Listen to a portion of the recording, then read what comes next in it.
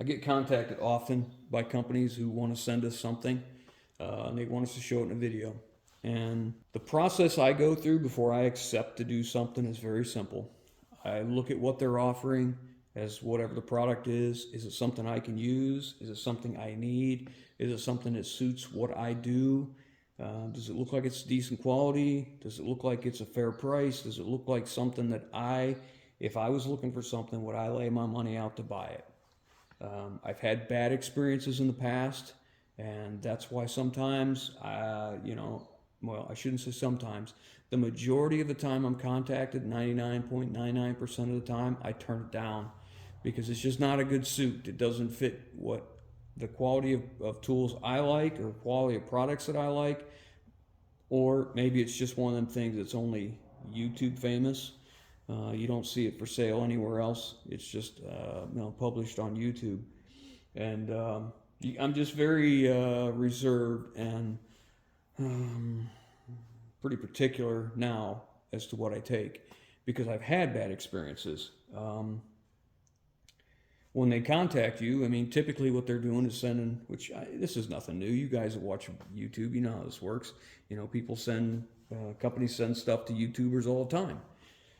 And typically what they do is they'll say, hey, we're going to give you this, and we're going to give you an affiliate link, and for every sale, we're going to give you a commission.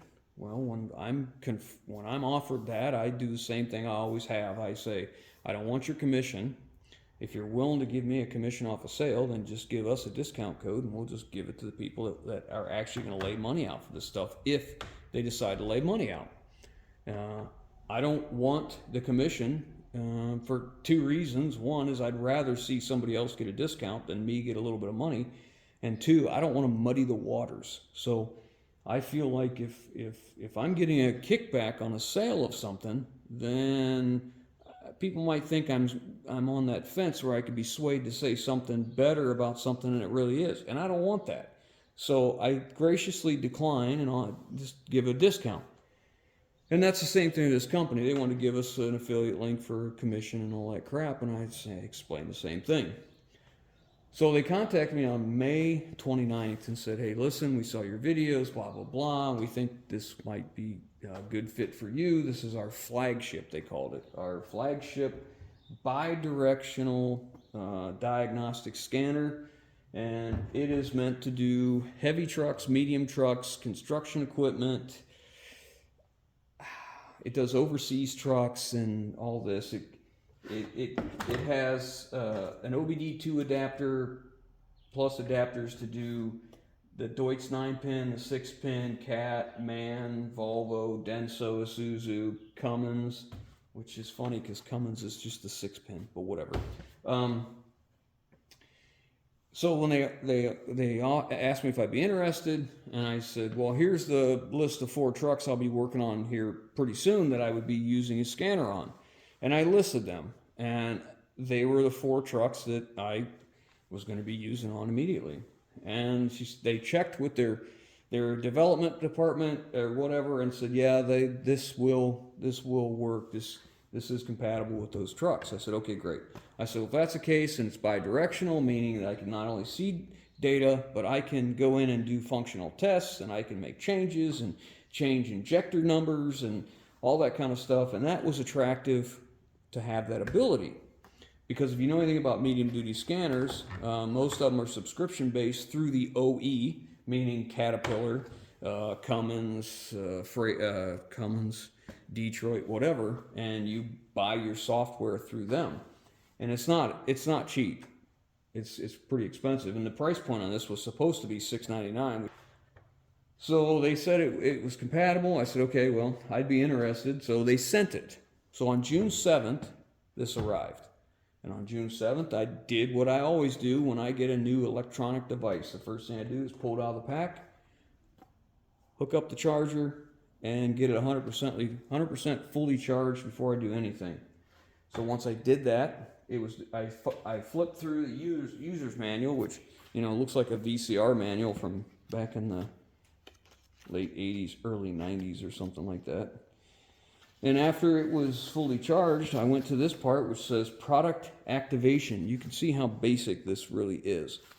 Username, and a password and hit login. So I had my phone set to hotspot, so I'd have internet. And this was supposed to come up, the prompts were supposed to come up when I turned it on. Well, when I got it, I turned it on, which, listen, if you're going to send somebody a tablet or any touch screen in the setting like where I work in, if you don't tell the guy it doesn't have a protector on it, you should have put one on, or at least tell us it didn't have one, because I never even thought about it. I just went to work on it. You see how badly I scratched it up. So anyways, I went to go activate it, and I turned it on, and that prompt never came up.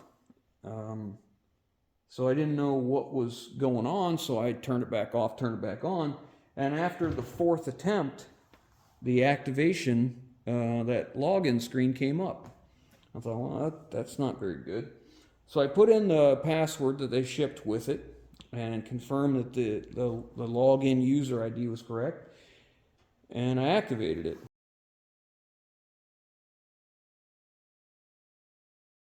And when I activated it, I was going through some stuff and just kind of getting familiar with it, and I'm like, okay, well, let's go try it on the truck. So the next thing I needed to do was to pair, if I want to use this to Bluetooth, you have to pair this to this, right? Their wireless connection. They got to be able to communicate. So I tried pairing it together with no success. I couldn't seem to get it to pair. And then finally, on the, I don't know how many attempts it took, but it finally paired up. And I'm like, okay, I guess we're ready now. Again, another flag. So I go up to my truck, which is my black record, my 2000 and, I think it's 2002 8100 International with an ISM Cummins engine. And I plug this in, and I come into here, and I went into Diagnostics, and I'm trying to hook this thing up. It's another thing. Sometimes you can hold the power button for just seems like a fraction of a second. Other times you got to hold that power button, it seems like, for 5 seconds before it turns on. So I got this out there, and I'm getting ready to hook it up. And I go through this thinking, the way the scanner is laid out, that I could go through heavy truck or light truck, which is not a light truck, so I chose heavy truck. So when it comes up, you'll go to Diagnostics. So we go to Diagnostics, and this is a common occurrence. So you have heavy truck and light truck, so I chose heavy truck, and I went to International. And this is what I get. So I couldn't get anything there. So I went to Engine, and I went to Cummins. And this is what I get.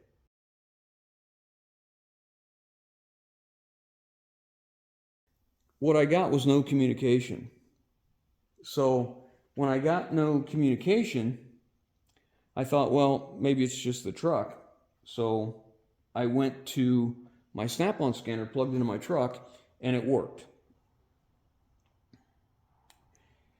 So it told me that there's not a problem with the communication of my truck. There's something not communicating between here and here, which I assume we just didn't have it set up right.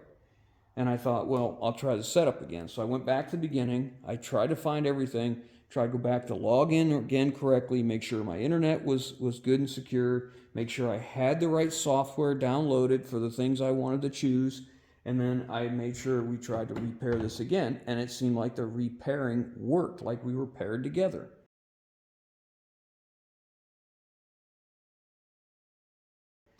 So I went to another truck, because I tried it on that record again, still didn't work. So I went to another truck, and I got the same thing. And it gave me the no communication, no communication. That one happened to be my little blue record, 2002 International 4300 with the DT466. All the trucks that I'm trying it on are the trucks I gave him in the list of the ones that I thought I would be trying it on. So I went to the third truck, which happened to be my 2004 International DT466. Oh, back up. When I put this on my little rollback, as soon as I turned the key on and this thing, I hit Diagnostics on this and tried to go through there, my transmission light came on and started blinking on my dash. It's never done that with my Snap-on scanner. And it immediately said no communication when it tried to. It gave you that, the dots trying to communicate, and then it wouldn't, and it says no communication. So I took it off that truck, put my Snap-on scanner on, checked my transmission codes. I didn't have any transmission codes, but the light was still on when it was running. That was a little alarming. I'm a little concerned about that. So I tried on the next truck, which I believe is a 2004 International 4300 DT466. No Allison, it's a standard transmission, and again, no communication. And then I tried it on my last truck that I told him I was going to try it on, and it was the same thing, no communication. So on that June 7th, I messaged that person, say, listen, I don't know what I'm doing wrong here, but I can't get it to communicate with anything. And I don't know if it's in the setup or what's going on, but I've tried it again, and it's not working. So, they said, all right, well, let me check with, they checked with their development department.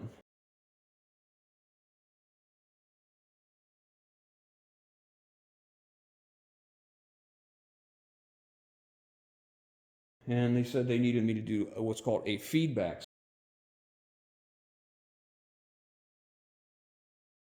So if you go into this, there's a way to go into feedback, which basically hooks you to the internet. You hook to the internet, and then you can work with their department via messages on here, like it's your little laptop,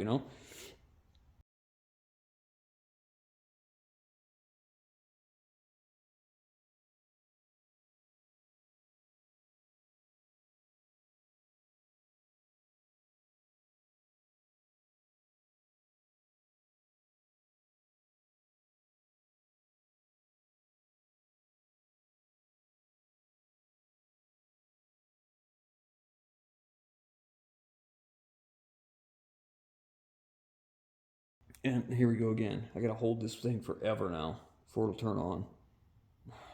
Sometimes it's real easy, sometimes not.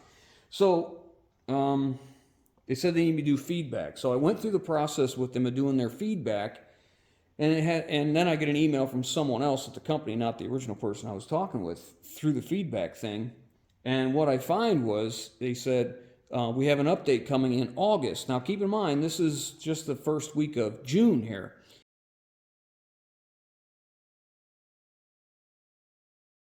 June 7th, we're probably in the June 12th or 13th, I'm thinking. I can't remember, it's been a while. But there's our feedback, okay? So you click on that, and basically you're going to email back and forth, and they can see what's going on in here. So they said there was an update coming in August. I said, okay, what do I need to do? And I got no response. The email went unanswered. So I figured, well, I guess in August they'll send me an update. August came and went, and it was at the very end of August, and I sent a message. I said, so I haven't got anything on an update. Where are we at with this? Do you have an update? What do I need to do?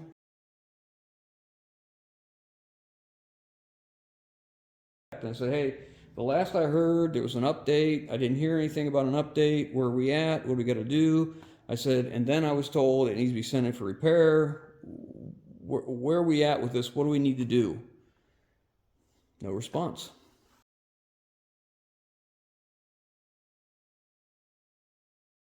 Nothing. And that platform where they were messaging me from, I can see when they're active, and I can see when they've read my message. So I would see they're active, and I would go in and say, hey, listen, I still have no resolution on this. Where are we at? And I'm paraphrasing here. But where are we at with this? What do we need to do to get this going? Because I'd really like to use this. And I don't want to make the video until we can figure out what's going on. Nothing. And then I see they're active again. I said, listen, I can see you're active right now. Do you have a resolution, a plan, something? Nothing.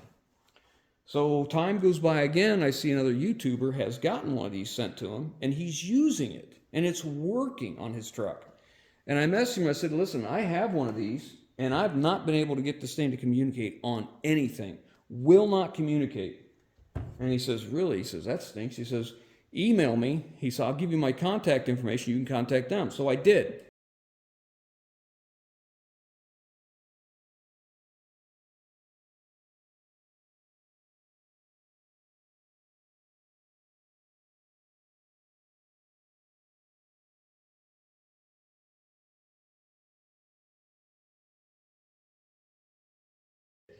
So when I contacted them, it like took them forever to get back to me, but even reply. When they replied, they said that we need your order number to see what's going on.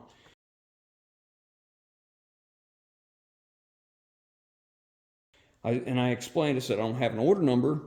And I took a screenshot of their original message where they offered to send it to me.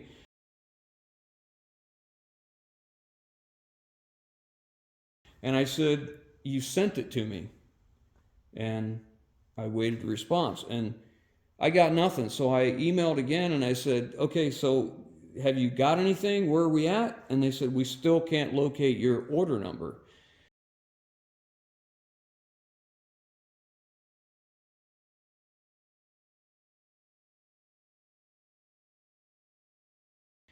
And I said, again, people, I don't have an order number. And I put the screenshot on again. And I said, you sent this to me.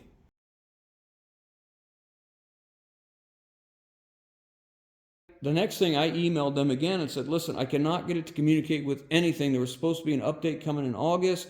Then I was told it needs repaired. Where do I need to send this thing to get it repaired? Or what do we need to do? And then I was told, well, you need to go back to your original contact and continue correspondence with them. And I said, how do I continue communicating with them when they don't reply? And she says, we need the unit serial number. We need you to do the feedback again. So where I'm at now with this is 4 days ago, I got an email. Today is November 19th, 2023. So 4 days ago, I got an email from the company. And after 7 months' time, they finally acknowledged they sent me this.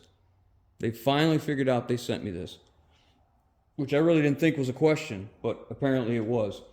In that email, I believe they want me to do feedback again, which I've done I don't know how many times now. They want me to list every truck make, every truck manufacturer, every model, every year, every engine manufacturer that we're having troubles with. They want me to take video of the scanner and what it's doing when we plug it in. They want me to take pictures of the scanner and what it's doing and send it to them. They want us to do all of that stuff. Well, guys, I got to tell you, I'm sorry, but I'm not your research and development team. You're a little too late. I'm over it. A few months ago, I was still hopeful. Today, I'm just sick of the mess, and this is going to go in the appropriate receptacle where it belongs. It doesn't work. It's never worked. And I don't know how many companies out there that would let this fly, that wouldn't just say, we don't want you to have that experience. Let us send you another one. We'll send you a shipping label. You can send this one back. I've been plenty okay with that. There's obviously a problem in the unit. It's not my trucks. You can't have 11 trucks that won't communicate. It's just impossible. When I can use my Snap-on scanner, go right behind this thing, communicate just fine. Unless something changes where they send me a new one, you're never going to see this again. And I have tried, I've fought myself about doing this video because I hate doing these kind of videos. I really do.